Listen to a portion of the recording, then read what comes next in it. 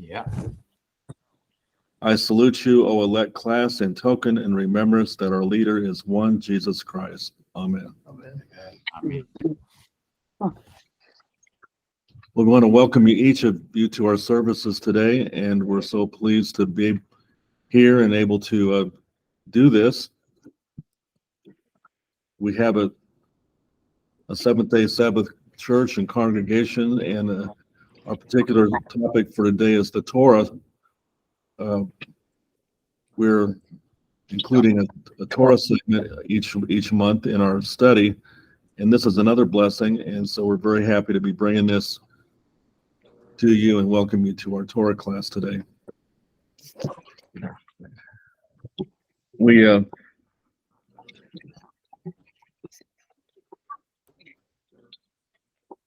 Brother Bob, this is for you. We always include a reading of the Shema, and is that an unfamiliar term to anybody? We've been doing it for about 2 years, so this should be pretty normal. But we do have some newer people. The Shema is Deuteronomy 6. Starting verse 4. And then verses 4 through 9. Yeah.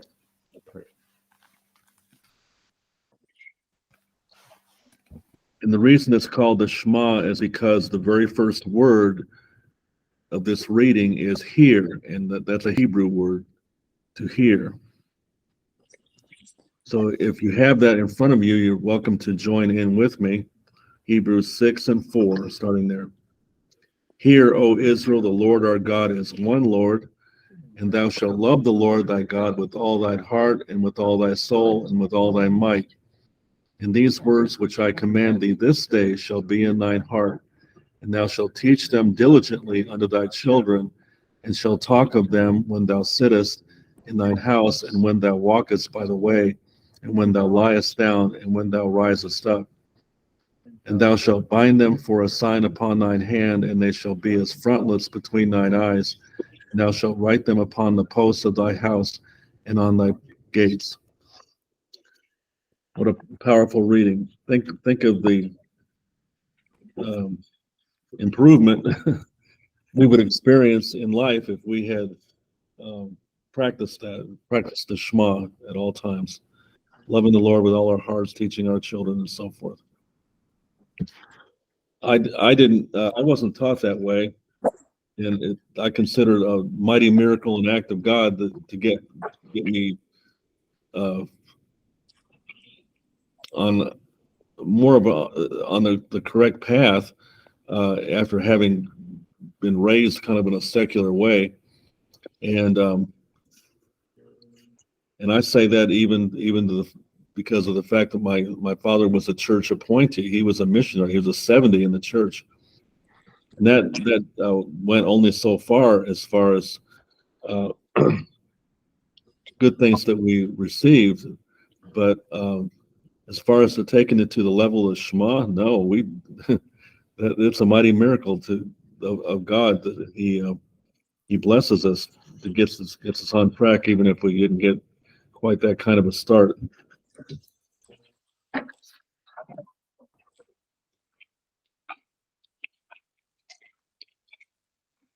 Don't mind me. Oh, well, her eyes are actually pretty good. She can see distances really well. So, Don't count on it. don't count. She says, "Don't count on it." I want to apologize beforehand. There are a couple pages in here that didn't copy, Oh, really? didn't photocopy very well. So Okay, we'll try to get everybody clued in on that. The very first page that we've got up in front of you here is the list of the Hebrew months. So, easy pop test, open book, so to speak. What month are we in? 2. The month of Adar. Yes, thank you. We're in the month of Adar. Are we in Adar 1 or 2? Little box. Oh, one. I No. assume one. Right. Well, Rex in there says someplace. most likely one. Yes, we are on Adar 1. Adar normally concludes the Hebrew year, except when it doesn't. And so the Hebrew calendar has what we could refer to as a leap month. We're all familiar with leap year. Is this a leap year? As a Yes. 2024 leap year? So we have a leap year, but it only includes an extra day, February 29th. But the Hebrew calendar actually has a leap month.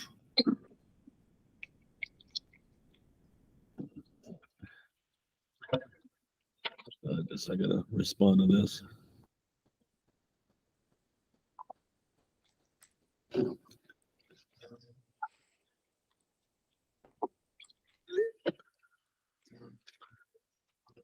Okay, so next month in March, around the 10th of the month, we'll be going into Adar 2.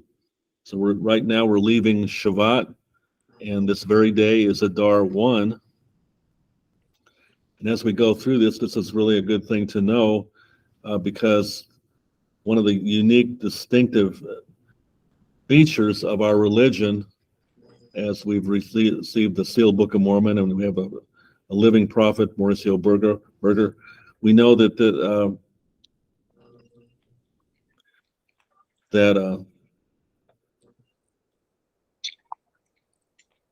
we know that it's important for us to remember the new moons. And Sister Lisa Pratt is very good about sending out emails for those meetings.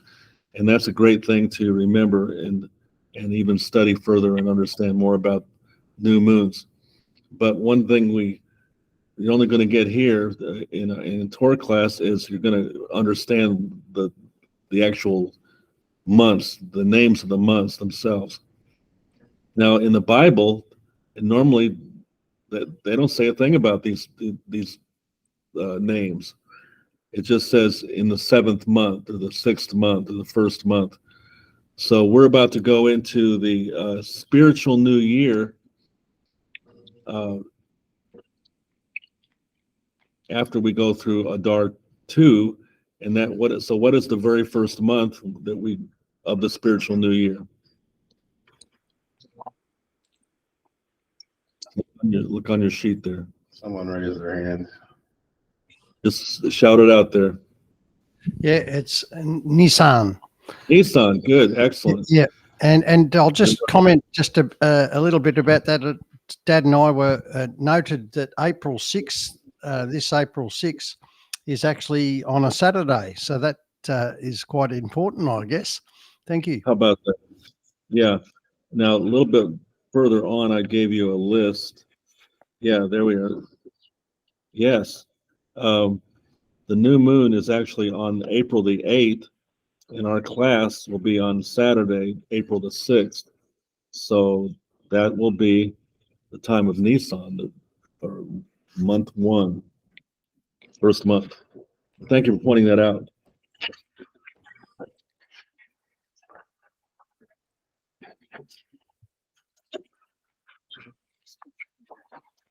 Okay, let's take a look at the next page.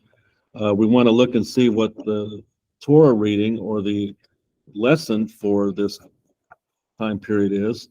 And we're going to look at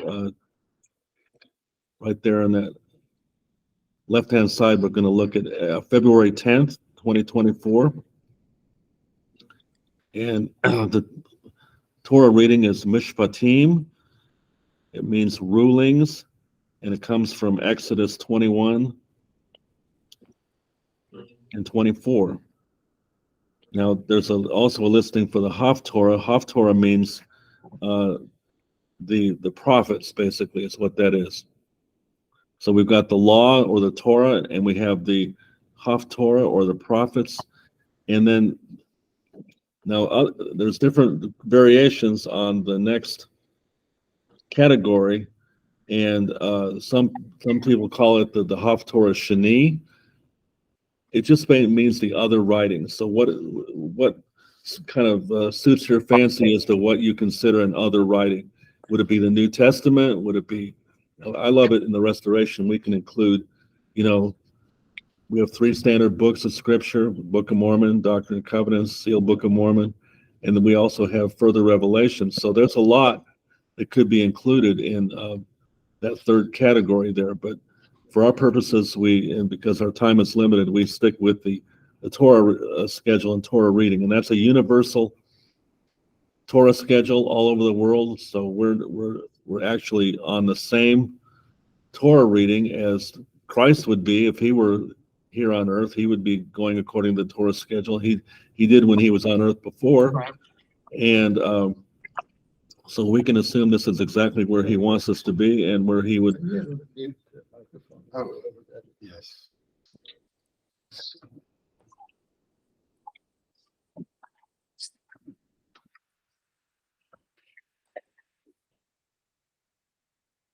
Where he would be himself and where he would want us to be. So Mishpatim. So where's that? On here. It's look on the left side where it says the dates. Yeah. Look, we're 2/10, 2:10. February 10th. You're on. Do you see that? Let me see if you got the right page, Becky. Hand me that. Yes, right there. 2/10/24, Mishpatim. Okay.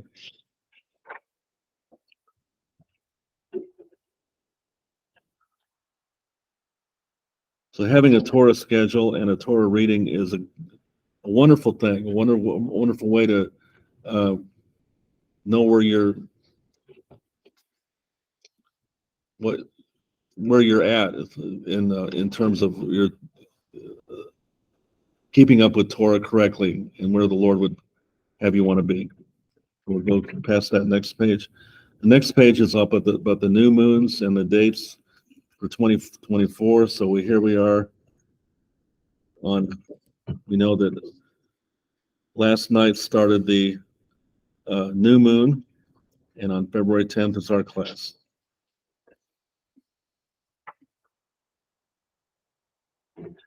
Okay. The next page is Parashat. That means lesson or reading. Parashat Mishpatim. I think we said that was rulings, right? Yes. Yep, rulings. Sometimes they come up with different terms, but usually they're pretty consistent. Okay, rulings. In this lesson, Moses informs the people of numerous ethical and ritual laws and seals the covenant between the children of Israel and God. God has just given the 10 Commandments on Mount Sinai. And another way that that's referred to in Scripture is Mount Horeb. So my understanding is that there's twin peaks on the same mountain. So that's why the Lord can refer to it in different ways, not to confuse you. The people fell back and stood at a distance. Moses then tells the people many detailed rules. More rules. When you have a Hebrew servant, he shall serve 6 years, and in the 7th be freed. Anyone who murders intentionally shall be put to death. If this murder occurs without intention, there is a place for this murder to flee. And that's where we first encounter the term city of refuge. Okay. And we've in our day, we have an expanded definition of a city of refuge. It's not just for murderers to flee there, but it's a place of safety and refuge for conditions when conditions get serious and out of control, worldly conditions. Honor your parents and do not strike them. When there is a quarrel and one strikes another, the one who strikes shall go unpunished, except he must pay for the sufferer's cure. When someone strikes a slave with a rod and he dies, the striker must be punished. If 2 men fight and a pregnant woman is hit and miscarries, the husband shall fine the one responsible. But if the pregnant woman dies, then you must compensate a life for life, eye for. Now this is this is really the true meaning of eye for eye and tooth for tooth. It means proper compensation. It means equal compensation under the law. It doesn't mean just lash out and give a life for life or eye for eye, but it's a way of compensating for damages. Okay, and I have never heard of any instance in which in the Bible someone was just outright killed as a life for a life or a tooth for a tooth or something like that. So it's more in the way of damages. And we believe that in our day. We believe that in a court of law in our day. Hand for hand, foot for foot, burn for burns, wound for wound, bruise for bruise. When anyone strikes a slave's eye or tooth, that slave shall be set free. When an ox gores someone, it shall be put to death and not eaten. If the ox is known to gore people and does so, then the ox and the owner shall be put to death. When anyone, it's interesting that, even in case in the news in which the mother has been on trial this week for the multiple murders of her son, she's been found guilty. So we don't know what her punishment will be, but it kind of seems to go along in this same category, that she's not to be let off just because it was not her that did it, but she has a responsibility there. And her son was known by others to have problems, and then they even provided a gun for him and so forth. So to me, they bear that responsibility. Was there a question? That was Sister Melva joining. Okay. If the ox is known to gore people and does so, then the ox and the owner shall be put to death. So to me, that would come pretty close to front page news. When anyone opens a pit or leaves one uncovered and an animal falls into it, the person leaving the pit uncovered is responsible for the harm done to the animal. He must make fair payment for the loss but may keep the dead animal. If a thief is caught with stolen goods, the thief shall pay double the value of what is stolen. Is there a question? Yes, McClellan's. Okay. Yes. Yeah, I'll just make a quick comment here that some may not know about the thief. I saw about the thief was being mentioned here. And in the seal book, it actually mentions who the first thief in the world was. And Brother Bob may know who that is, but it's in Sealed Book of Moses, chapter 3, verse 78. And it mentions about Lamech. He was the world's first thief. Thank you. Wow. Not a good way to get your name up in lights forever and ever and ever, is it? It's the first thief. Wow. If a person permits his animal to graze on another person's field, then the restitution shall be based on the field when it is most plentiful. The person who starts a fire must pay for the property lost by the fire. When a man gives money or goods to another for safekeeping and they are stolen, then the thief shall pay double when caught. I wonder if Martin Harris went by that when he lost his 116 pages of the Book of Mormon. When a man gives another livestock to guard and the livestock dies or is missing without an eyewitness, then an oath must be given before God in court. Guilt will then be decided and fair payment given. When a man borrows an animal and it dies of injuries without the owner present, then fair payment is due to the owner. If the owner is present, no payment is necessary. If a man seduces an unmarried, sexually untouched woman, then he must make her his wife. If the father refuses to give her to him, he must still pay a fair rate for untouched brides. You shall not tolerate a sorceress. You have a question? That's Brother Ian joining. Oh, okay. Whoever lies with a beast sexually shall be put to death. Whosoever sacrifices to a god other than the Lord alone shall be utterly destroyed. You shall not oppress nor do any wrong to strangers, for you were strangers in the land of Egypt. You shall bring no harm to any widow or orphan, lest in God's anger you become a widow and your children become orphans. Now, that almost sounds like tit for tat, but really it's the law of restoration. In the Book of Mormon especially, we learn about the law of restoration. Like things are restored to like things. And Brother Fred, yeah, since we stopped just a second, you said that you weren't aware of an example of where a person dies, is killed, and yeah, take vengeance on a family yeah. member. Well, Second Samuel, there is an example in Second Samuel, chapter 3, verse 27. Okay. And so people could study that, but it's about a man named Ashael. So anyway, Okay, I'm glad to know that. I'd like to comment on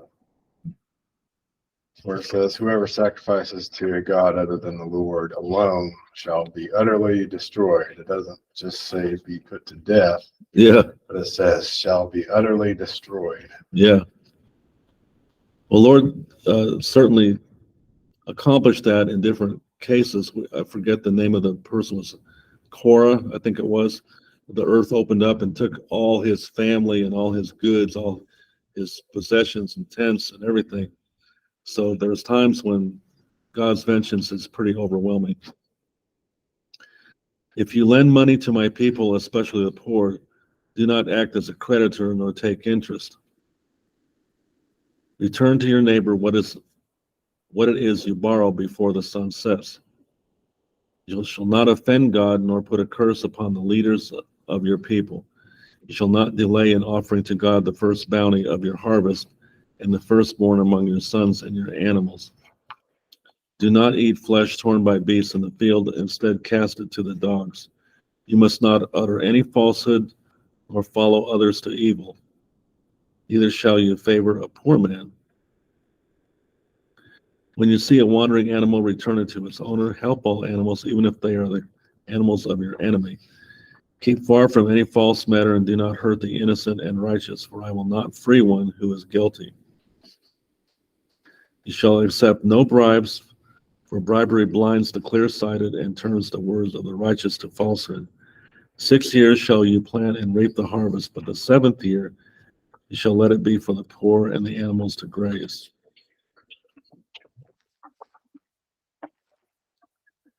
Six days you shall do all your tasks, and on the 7th day you shall cease from work, so that you and your animals, your servers, and stranger may recover.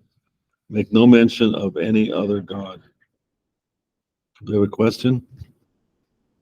Just Brother Fred, noting there that the 6 years you shall use your land to grow things. It was interesting because on our journey to our daughter's place in which is about 50 kilometers, 40 miles away, there is a lot of paddocks where they grow potatoes, and it's interesting because some paddocks just lie for the time that we pass, and they grow weeds and all the other things, but it's not used. So that law, the farmer lets the land rest for 12 months, and that is commonly seen in our area, even in the year 2024. Interesting, I thought. Yeah, definitely. Believe that's referred to as the Shemitah year, which you let something rest. Jonathan Cahn talks quite a bit about that, so I'd recommend Jonathan Cahn, anything he said on that. 3 new holidays. 3 times a year you shall have a feast for me. The feast of unleavened bread, in parentheses, Passover, to remember how God delivered you from Egypt and out of the house of bondage. The feast of harvest, Sukkot, to honor me with the first and choicest of fruits, and the feast of ingathering, Shavuot, this is not worded correctly. At the end of the year, when you reap the results of your work. I don't know why that's not written correctly, but um, unleavened bread is a spring feast. That's the overall name for it. And we do refer to it as Passover because during that unleavened bread week, the very first day is Passover. Okay, now the Feast of Harvest, that's actually, Sukkot means booze. So that's actually at the end of the year. And here they put in Shavuot, and it's just a misprint. That's all, because Shavuot comes 50 days after uh, Passover. It's in the middle. It's in the late spring. So the feast of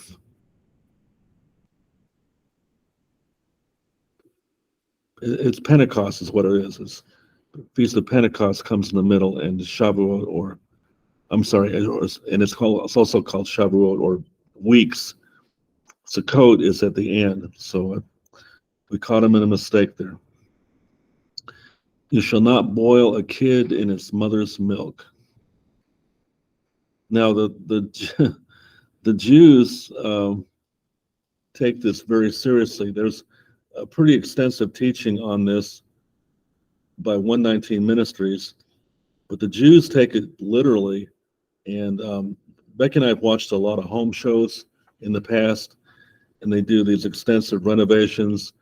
And when they do it for a Jewish family, they will often incorporate two separate kitchens, a milk kitchen and a meat kitchen, so that the two things don't come in contact with each other at all. I think that that's probably an error or a misinterpretation of what the Lord was saying here, but I'd recommend looking that up with 119 Ministries to see just how they interpret that. I'm sending an angel before you to guard you on the way and to bring you to the place that I have made ready. If that which is mine is heated, I will be an enemy to your enemies and a foe to your foes. When my angel brings you in contact with other peoples, you shall not bow down to their gods and worship nor follow their practices, but shall tear them down. Now, in our liberal society today, we keep incorporating inclusiveness. We can't offend anybody, and we are always erring on the side of inclusiveness. But here the Lord is being very specific in worship. Do not follow their practices, but shall tear them down. You shall serve the Lord your God, and God will bless your bread and water, and there shall be health and healing in the land. Early in the morning, Moses set up an altar at the foot of the mountain with 12 pillars for the 12 tribes of Israel. He made an animal offering to the Lord, saying aloud, "This blood seals the covenant which the Lord now makes with you." Then God said to Moses, "Come up to me on the mountain, and I will give you the tables of stone with my commandments so that you can teach them." I need to help Becky with that in just a minute. Sorry.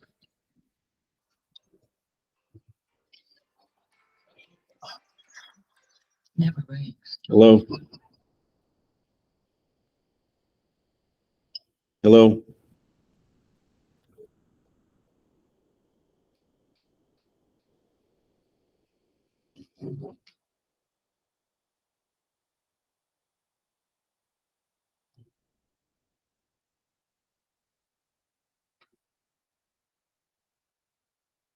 That's a rare thing. Becky just does not get calls very often, so I'm glad we could catch that.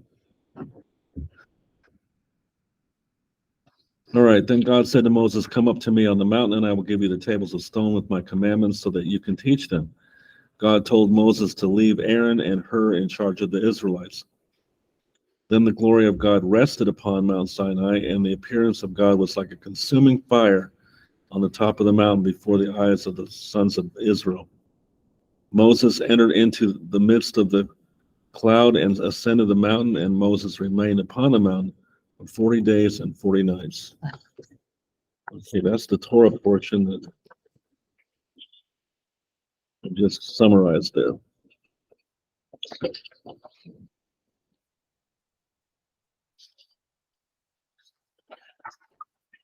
Let's skip over to 119 Ministries. You see that? We'll get back to this Hebrew for Christians in just a minute. Is it at the back? Yes, look down several pages. You'll come to 119 Ministries, Mishpatim. Okay, 119. That's it. You found it. You guys found it. Yeah. No, did you find it? Yeah. Okay, great. Okay, 119 Ministries, Mishpatim. Torah portions are a systematic teaching schedule that includes the portion of scripture from the Torah, prophets, and Brit Hadashah. That means New Testament.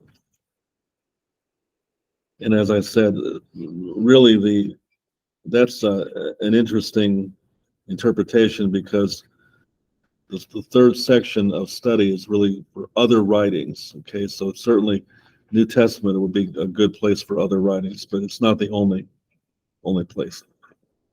This schedule is known all over the world and serves as a great way to facilitate discussion and learning with others in the body of the Messiah. Laws about slaves.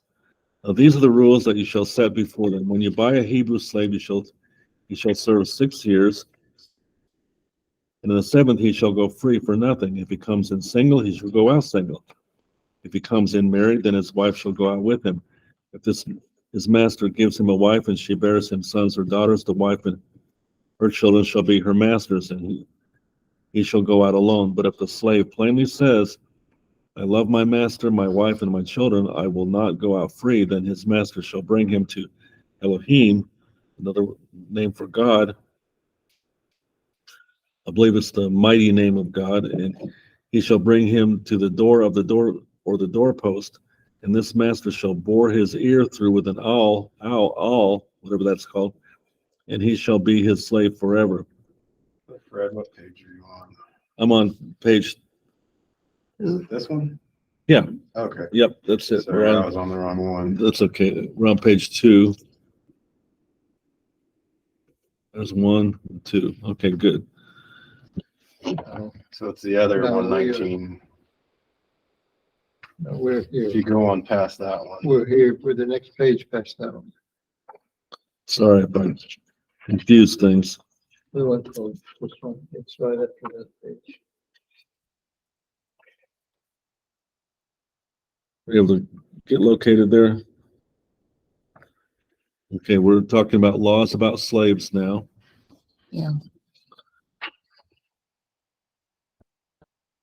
And For one more page.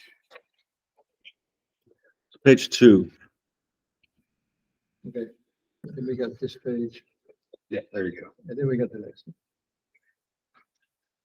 Now, a lot of young people today are doing weird things with their ears and putting things in their ears that, which could be traced back to being a slave. If they knew what they were doing, they probably wouldn't do that. When a man sells his daughter as a slave, she shall not go out as the male slaves do. If she does not please her master, who has designated her for himself, then he shall let her be redeemed. He shall have no right to sell her to a foreign people, since he has broken faith with her. If he designates her for his son, he shall deal with her as with a daughter. If he takes another wife to himself, he shall not diminish her food, her clothing, or her marital rights. And if he does not do these things for her, she shall go out for nothing, without payment of money. Whoever strikes a man so that he dies shall be put to death. But if he did not die, lie in wait for him, but Elohim let him fall into his hand, then I will appoint for you a place to which he may flee. If a man willfully attacks another to kill him by cunning, you shall take him from my altar that he may die. Remember, some people hung on to the altar so they thought they could be safe. Whoever strikes his father or his mother shall be put to death. Whoever steals a man and sells him, and if anyone found in possession of him shall be put to death. Whoever curses his father or his mother shall be put to death. When men quarrel and one strikes the other with a stone or with his fist, and the man does not die but takes to his bed, And if the man rises again and walks outdoors with his staff, he who struck him shall be clear. Only he shall pay for the loss of his time and shall have him thoroughly healed. When a man strikes his slave, male or female, with a rod, and the slave dies under his hand, he shall be avenged. But if the slave survives a day or two, he is not to be avenged, for the slave is his money. When men strive together and hit a pregnant woman so that her children come out, but there is no harm, the one who hit her shall surely be fined, as the woman's husband shall impose on him. He shall pay as the judges determine. But there is harm, and shall pay life for life, eye for eye, tooth for tooth, hand for hand, foot for foot, burn for burn, wound for wound, stripe for stripe. All right. It brings us back to that eye for an eye and tooth for tooth. To me, the way I've understood this from other writings is that it's basically an idiom, meaning equal compensation under the law. And if there are examples in scripture, I'd have to look at that a little more closely. And to my knowledge, I have never heard of a single example of someone bringing about an eye for an eye or a tooth for a tooth as a legal right, so to speak. So the reason I say this or try to put some emphasis on this is because so often Protestants, that's their first line of attack when you say that you want to learn Torah or learn the law or keep the law or understand and obey the law. They say, well, you're going to try to take us back to eye for an eye and a tooth for a tooth. That's their most favorite argument, as if, the law is some kind of a primitive, overbearing thing you can't do or shouldn't have to do. As a matter of fact, there was a book written called Ecce Homo. Have you guys ever heard of that book? Yeah.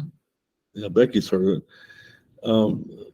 We went through a bizarre time when we were in church at our previous church, and I don't mind saying it was a remnant church, and they latched onto this book Ecce Homo, and it was put on the internet. They taught this thing, and it said that the Mosaic Law was a barbaric law for a barbaric people. Now that's just a lie. That's an absolute lie. But that's how, over time, people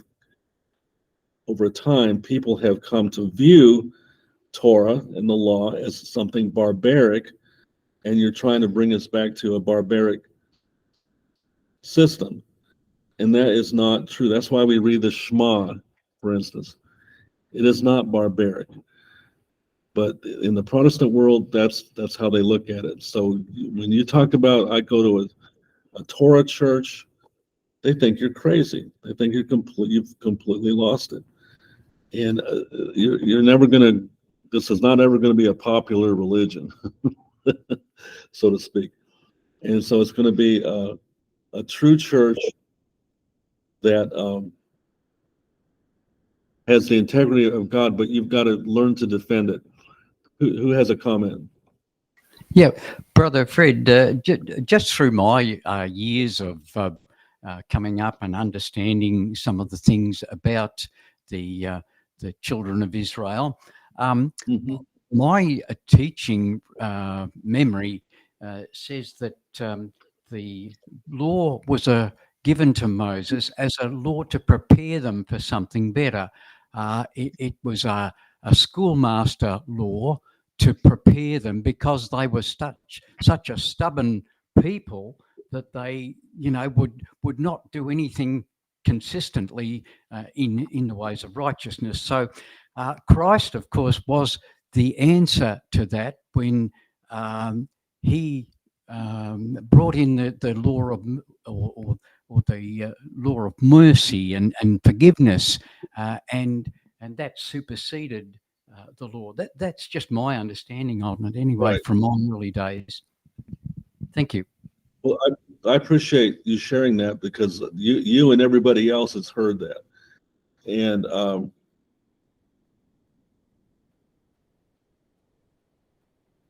so it's important to get a good perspective on that.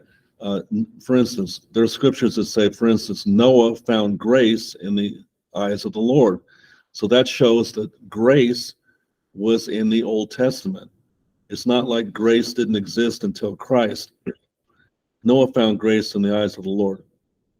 All the qualities of the New Testament gospel that we love, such as love, grace, and mercy, they're in the Old Testament too. But it's a way of just kind of a quick summary of things that people think that, well, these things didn't exist until Christ came. So we have you really need to refer to the inspired version to get a handle on this, because the inspired version contains many further teachings in Genesis about the antiquity of the gospel. That's really what this whole subject is called. It's called the antiquity of the gospel. The gospel did not come just in the meridian of time when Christ came. It was the whole belief in Christ did exist in the Old Testament, and the gospel was taught in the Old Testament, and the inspired version gives us that information. So look carefully back at your Old Testament and your Genesis, and you see the things that were restored. And this is what makes our religion unique, is the antiquity of the gospel. This is a unique thing to be a restorationist and understand that the gospel was in the beginning, not just in the middle. Okay, so I would commend that to you. And the Mormons have written extensively on the antiquity of the gospel, and so that's a good source to get some information too. But what you're saying is very common, and even much worse things are said, straining the truth completely out of it when you're talking about the law, for instance. The law is a hot topic in the world. Let's look back at Deuteronomy 6, where we just read the Shema. And one of the ways that they try to get rid of the law is to say that, well, the law has an end. And there's a couple places that in the Book of Mormon that says the law has an end in me. So let's look at this Deuteronomy 6. Let's look at the introduction. It's very short. It's only like a sentence long, but it says, the end of the law is obedience, and our exhortation thereto.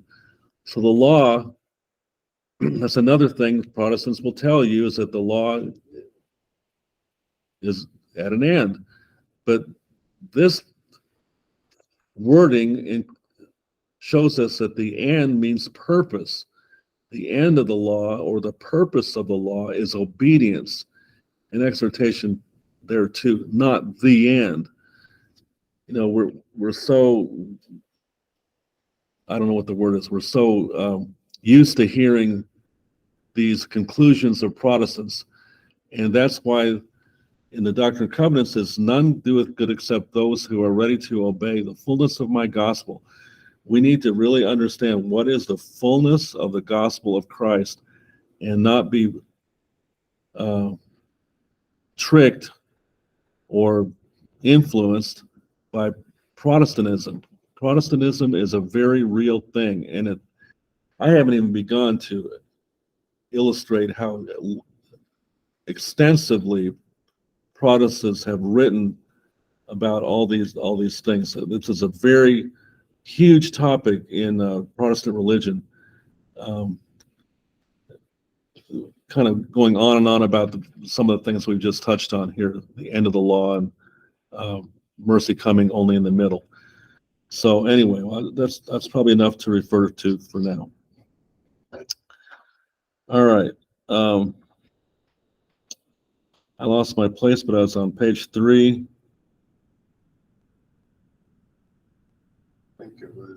verse 26. Oh, okay. When a man strikes an eye of his slave, male or female, and destroys it, he shall let the slave go free because of his eye. If he knocks out the tooth of his slave, male or female, he shall let the slave go free because of his tooth. When an ox gores a man or a woman to death, the ox shall be stoned, and his flesh shall not be eaten, but the owner of the ox shall not be liable.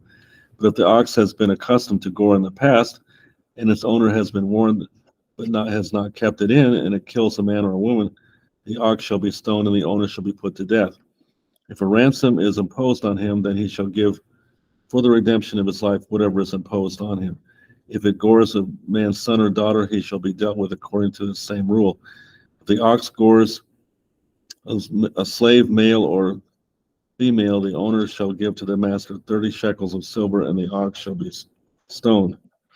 Laws about restitution. When a man opens a pit, or when a man digs a pit and does not cover it, and an ox or a donkey falls into it, the owner of the pit shall make the restoration. He shall give money to his owner, and the dead beast shall be his.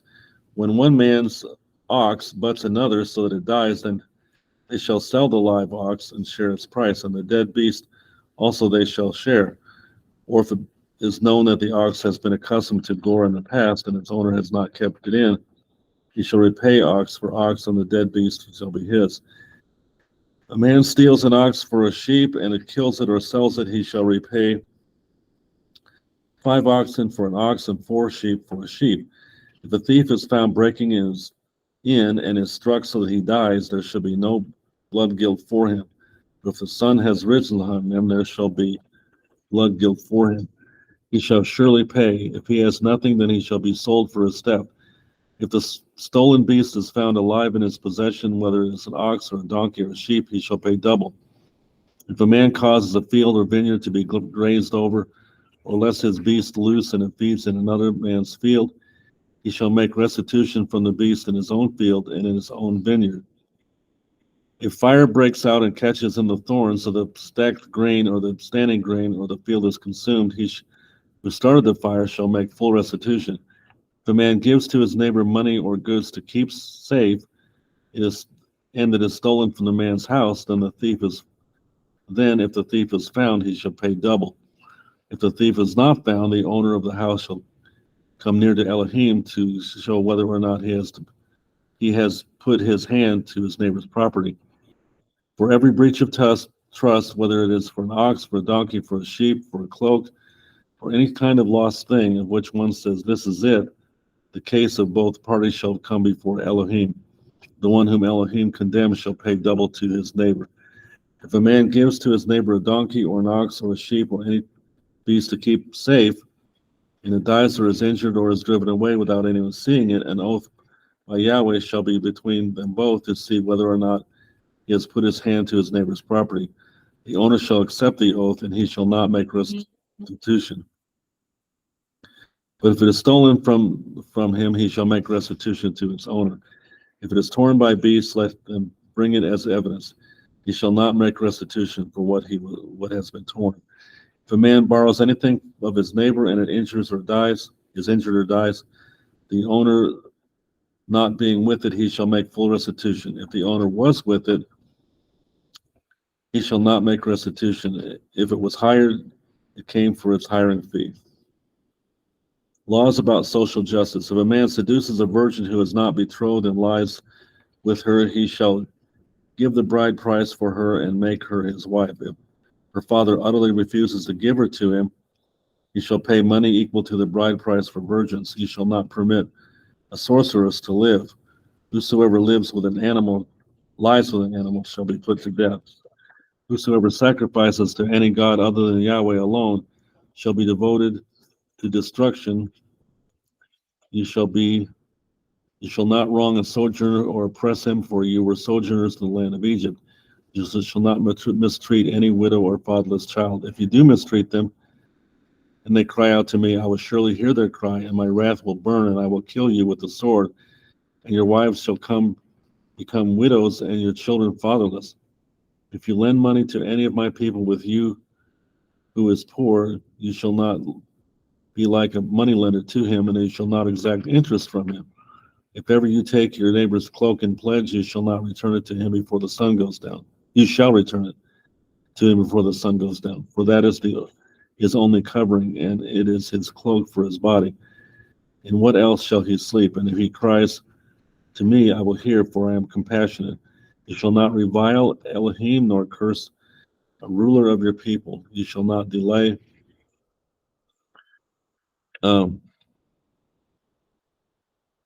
It's interesting. Paul fell into that trap. You remember he called the Lord's high priest a whited wall, and they slapped him in the face and said, "How could you shall not curse the Lord's high priest?" He says, "Well, I didn't know he was a high priest." So anyway, 29, you shall not delay to offer from the fullness of your harvest and from the outflow of your presses. The firstborn of your sons you shall give to me. You shall do the same with your oxen and with your sheep. 7 days it shall be with its mother. On the 8th day you shall give it to me. You shall be consecrated to me.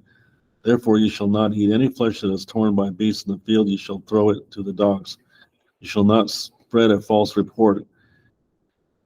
Boy, think of all the things that would fix in today's world. You shall not spread a false report. You shall not join hands with the wicked man to be a malicious witness. You shall not fall in with the many to do evil, nor shall you bear witness in a lawsuit, siding with the many, but so as to pervert justice. Nor shall you be partial to a poor man in his lawsuit.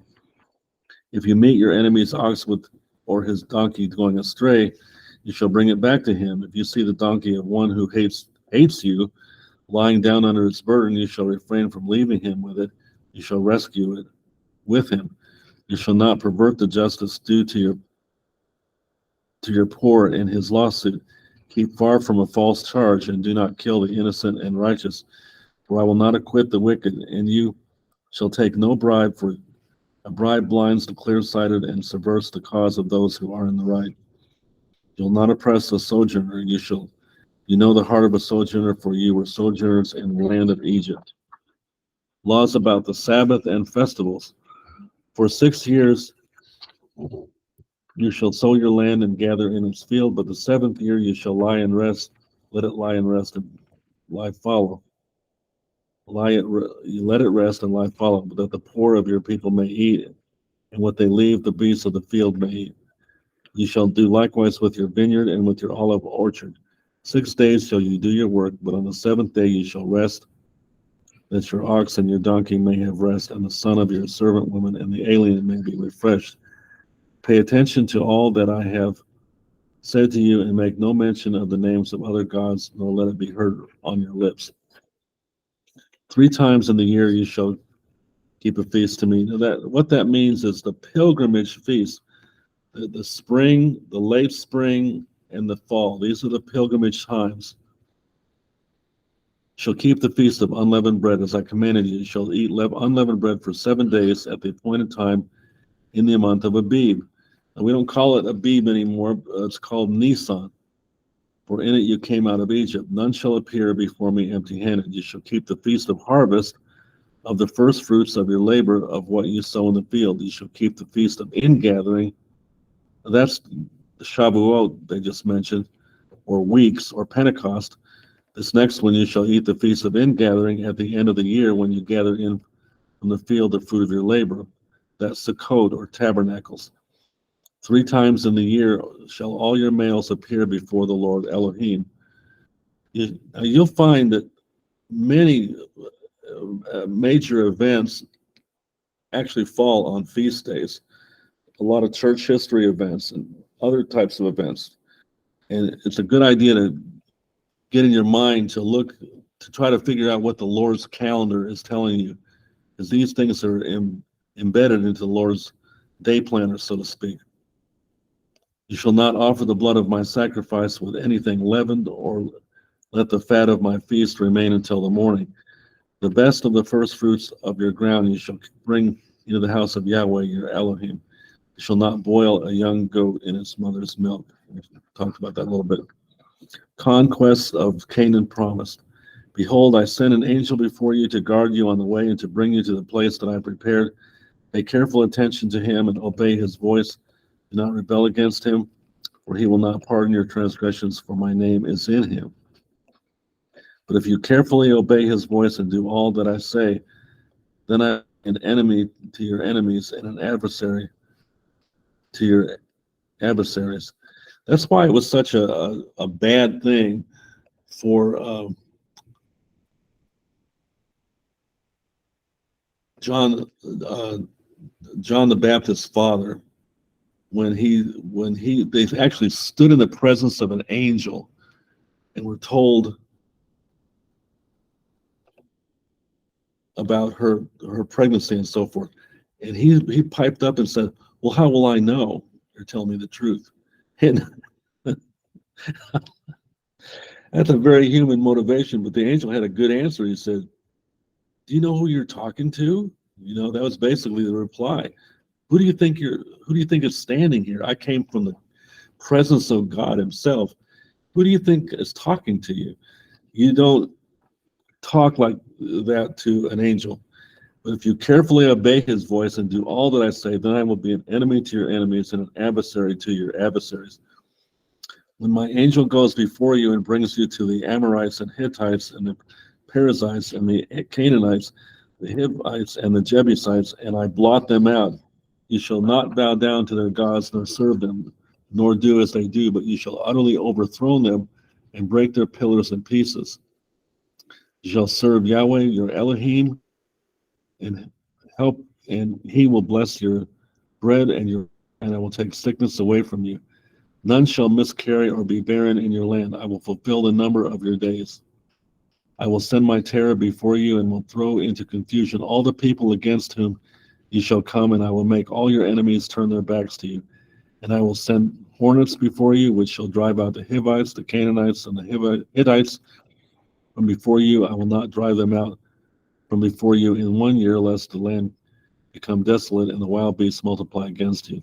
Little by little I will drive them out from before you until you have increased and possessed the land. And I will set your border from the Red Sea to the Sea of the Philistines, and from the wilderness to the Euphrates, for I'll give you the inhabitants of the land into your hand, and you shall drive them out before you. That's not well understood in today's world. You've got the Palestinians shouting about from the river to the sea, Palestine will all be free.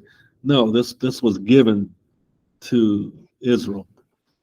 You shall make no covenant with them and their gods. They shall not dwell in your land, lest they make you sin against me. For if you serve their gods, it will surely be a snare to you. The covenant confirmed. Then he said to Moses, come up to Yahweh, you and Aaron, Nadab, and Abihu, and 70 of the elders of Israel, and worship from afar. Moses alone shall come near to Yahweh, but the others shall not come near, and the people shall not come up with him. Moses came and told the people all the words of Yahweh and all the rules, and all the people answered with one voice and said, all the words that Yahweh has spoken we will do. And Moses wrote down all the words of Yahweh. He rose early in the morning and built an altar at the foot of the mountain and 12 pillars according to the 12 tribes of Israel. And he sent young men of the people of Israel who offered burnt offerings and sacrificed peace offerings of oxen to Yahweh. And Moses took half of the blood and put it in basins, and half of the blood he threw against the altar. Then he took the book of the covenant and read it in the hearing of the people, and they said, all that Yahweh has spoken we will do, and we will be obedient. And Moses took the blood and threw it on the people and said, behold, the blood of the covenant of Yahweh has made with you in accordance with all his words. And Moses and Aaron, Nadab and Abihu, and 70 of the elders of Israel went up, and they saw the Elohim of Israel. There was under his feet, as it were, a pavement of sapphire stone, like the very heaven for clearness. And he did not lay his hand on the chief men of the people. They beheld Elohim and ate and drank. Yahweh said to Moses, come up to me on the mountain and wait here, that I may give you the tablets of stone with the law and the commandment which I have written for their instruction. So Moses rose, and with his assistant Joshua, and Moses went up into the mountain of Elohim, and he said to the elders, wait here for us until we return to you. And behold, Aaron and Hur are with you. Whoever has a dispute, let him go to them. And Moses went up on the mountain, and the cloud covered the mountain. The glory of Yahweh dwelt on Mount Sinai, and the cloud covered it 6 days. And on the seventh day he called to Moses out of the midst of the cloud. Now the appearance of the glory of Yahweh was like a devouring fire on the top of the mountain in the sight of the people of Israel. Moses entered the cloud and went up on the mountain, and Moses was on the mountain 40 days and 40 nights. And these are powerful things that used to be better understood and remembered among God's people. And today it's just like some fairy story. That, No, anything like this. yeah. Yes, comment. Brother Fred, just reading through and going through all of those particular things in that account. On page 6, the conquest of Canaan promised, in verse 21, it mentions there about look out for an angel that that would go before thee. It's very similar in the seal book, and as I was listening to it, I thought I've heard that before somewhere, and it's similar to the words given by Moses. It's in the seal book of Moses, verse 59. And can I read it just a bit? And Yeah, go right ahead. Yep. It just, I'll bring it down to where it is leading up to this. The words directed to me, Moses, by the great Jehovah, when said, Behold, I send an angel before thee to keep thee in the way and to bring thee to the place which I have prepared. Beware of him and obey his voice, provoke him not, for he will not pardon your transgressions. For my name is in him, since no other angel has inherited a name like his, is therefore as excellent as I am. And that's very similar to that particular one, Right. in number 6. For my name is in him. You're right. That's beautiful. Yeah, thank you for pointing that out. Thank you. Thanks, Brother Fred. Yeah. Okay, we got a little more time. I want to see if I can find something that would be of help to you here. Well, what you read was great.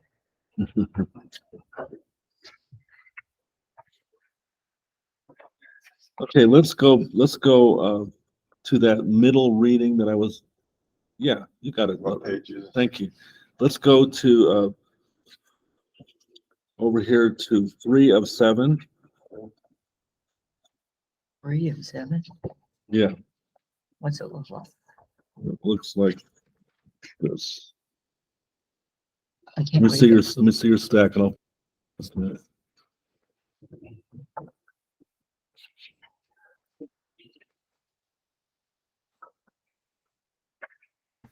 That's the one.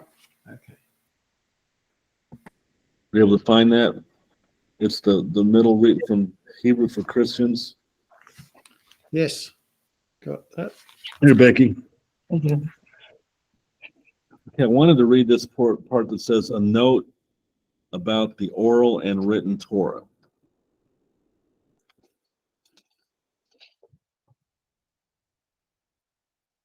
Let's read that and then we'll quit. In rabbinic Jewish thinking, there are 2 Torahs. Now, Nehemiah Gordon, who I've mentioned here, he starts a lecture by saying that. How many Torahs are there? And the common sense answer is 1 Torah. And he says, no, there's 2 Torahs. The written Torah and the oral Torah. Okay, so how do they differ? The written Torah refers to the 5 books of Moses, usually taking the form of Sefer Torah or Torah scroll. Okay, and then there's the oral Torah, referring to the tradition of learning something. The idea is that God first spoke to Moses and then Moses responded. That is, before the actual writing down of the words of God, there was this dialogue. In rabbinic tradition, oral Torah is considered more vital than the written Torah. Now you can see that would cause a lot of problems. The rabbis actually believe that. So they believe it so strongly that they pose odd questions and then they answer them out of context one of the odd questions they pose is, where is Torah? Where is Torah? And then they take right out of context, it'll say from Deuteronomy, not in heaven. And what was the Lord trying to say? He was saying, the law is not way up high in heaven where you have to fly up and get it. It's not way under the sea where you have to go and fish down and get it. It's right before you. You have it right in front of you, and you can obey it constantly. Well, the rabbis take this liberty to say, where is Torah? It's not in heaven. So they answer it by saying it's with the rabbis. Only rabbis can interpret Torah. So it's not even something God would do or can do, because it's not in heaven with him. They really believe that. And so you run into horrible misuse of scripture to where they believe their interpretations are more accurate than the written Torah. That's why you have certain Torah people that will only believe the written Torah. They don't want to have anything to do with the rabbinical Torah. And I've heard numerous times over the years people say, well, that's rabbinic. That's rabbinic. So some people have kind of come back and try to defend the rabbis and say, well, there's a lot of good rabbinic stuff. And you even find people that kind of worry about the book of Jasher because it seems to be kind of a rabbinical story. Okay. But all rabbinic stuff isn't bad. Okay. But there have been abuses and things associated with the oral Torah that have gotten out of hand. The rabbis claim that the oral Torah was received by Moses from God on Mount Sinai and carried much authority as the written Torah. Well, I'm not sure. It's kind of straining at a net. However, this Torah was passed down through the centuries by word of mouth rather than the written word. Eventually, this oral material was written down beginning around the year 200 AD and culminating in the written oral Torah called the Talmud, which consists of the Mishnah and its commentary called the Gemara. Note that the oral Torah is 50 times the size. The oral Torah is 50 times the size of the written Torah. So you can really get befuddled with all the commentary and the further writings that have been come about. And I understand that this causes all kinds of debate in Jewish schools and things like that. Yes, question?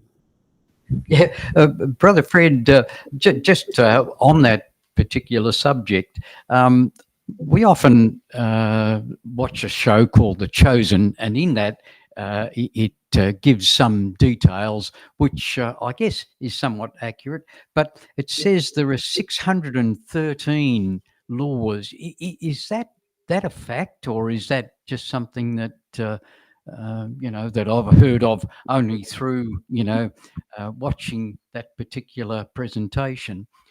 I think that's accurate. I've got a folder on that talks about the 613 laws. Yeah, They say that this is similar to the seeds of a pomegranate, which apparently there's 613 seeds in a pomegranate. But whether there actually are, I haven't compiled a list, so to speak, myself, but I have a handout that describes these 613 laws. So I think it's probably pretty close. Yeah, it's interesting because some of the things that I've learned on it was the word shalom. If you say it, it means peace, and then if you say it twice, it means perfect peace. I didn't know that until watching that particular presentation. So there are some good things that can come from that, but I was just intrigued because they make a point of the number of laws that the Hebrew people were to keep. That's all. Thanks, Right. Fred. You're welcome. Well, I'm glad we got a little chance to talk about that. So I'm going to stop here and I'll turn that back over to Rex unless there's any other comments that you want to make. Thank you, Brother Fred.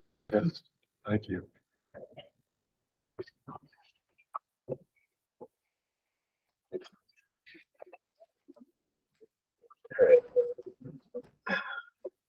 Moment to rearrange the mic and the camera here.